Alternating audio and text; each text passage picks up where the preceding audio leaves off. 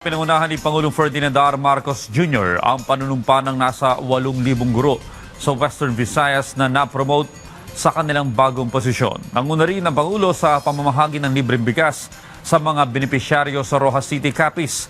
Ang detalye sa report ni Clazel Pardilla. Namahagi ng libreng bigas si Pangulong Ferdinand R. Marcos Jr. sa Rojas City, Capiz. Nakatanggap ng tig 10 kilong bigas ang 500 pamilya, kabilang ang mga magsasaka, solo parent at may kapansanan. Bahagi ito ng bagong Pilipinas Rice Program sa ilalim ng Local Government Support Fund na pinondohan ng administrasyon ni Pangulong Marcos. Batid ng Pangulo na marami pang pamilyang Pilipino ang may hinaharap na pagsubok pagdating sa food security. Dahil dito, hangarin ni Pangulong Marcos Jr. na palakasin pa ang suporta ng national government sa mga lokal na pamahalaan sa tulong ng Local Government Support Fund o LGSF.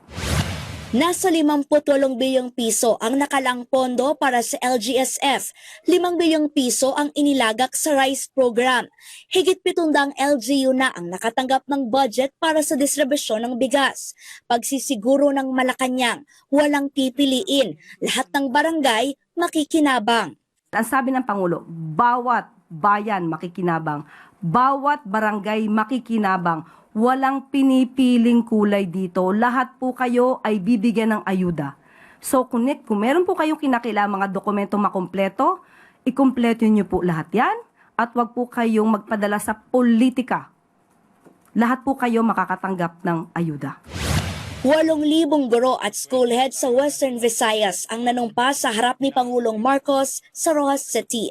Ito ang pinakamaraming bilang ng mga teacher na na-promote sa isang araw na bahagi ng Expanded Career Progression Program o ECP. Dahil dyan, higit 79,000 na mga guro ang na-promote sa ilalim ng naturang programa. Ayon kay Pangulong Marcos, layo nitong tulungan ang mga pampublikong guro na umabante sa kanilang propesyon at magkaroon ng mas malaking benepisyo. Tiwala si Pangulong Marcos na sa ganitong paraan, mahihikayat ang mga teacher na manatili sa Pilipinas, epektibong makapagturo at mapataas ang antas ng edukasyon. Pinangako ko sa inyo ito nung aking SONA at kailangan natin ipatupad ang mga napakahalagang pangako na ating binigay sa inyo. Kaya sinabi ko, hindi na tayo papayag na merong guro na magre-retire ng Teacher 1 dahil hindi naman talaga tama yun. Tiniyak ng Presidente ang patuloy na suporta sa mga teacher, kabilang ang pagbawas sa mga administrative work, karagdagang teaching position, allowance, at pabahay. Clazel Pardilla para sa Pambansang TV sa Bagong Pilipinas.